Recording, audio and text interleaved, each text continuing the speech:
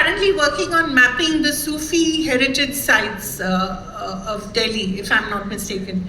Talk us through why that is so important. It's a meeting of the tangible and the intangible in a way, and why that's so important.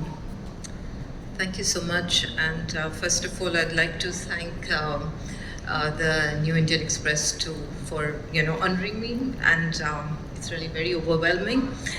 And in fact, you've asked a very interesting question, because these sacred sites are not what you go looking for; they come looking for you. Yeah. So literally, I was invited by the University of Leeds in the UK to work on this project.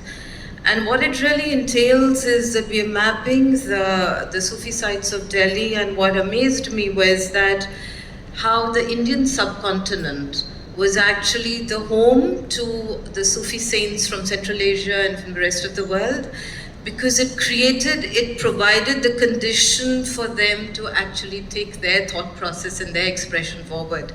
And Delhi is spectacular, has such an amazing history.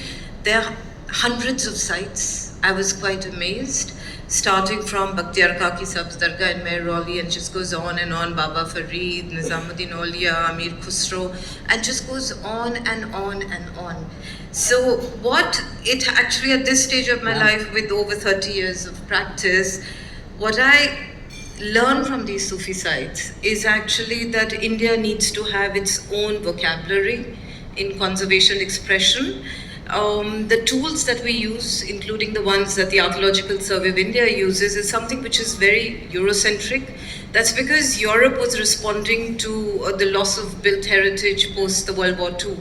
But in India, the tangible and the intangible cultural heritage coexists. And therefore, our vocabulary has words like sambhal.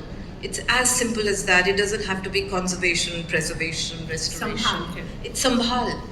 And it's across all cultures, all languages. So, it's actually in our DNA and doesn't have a gender. So thank you very much.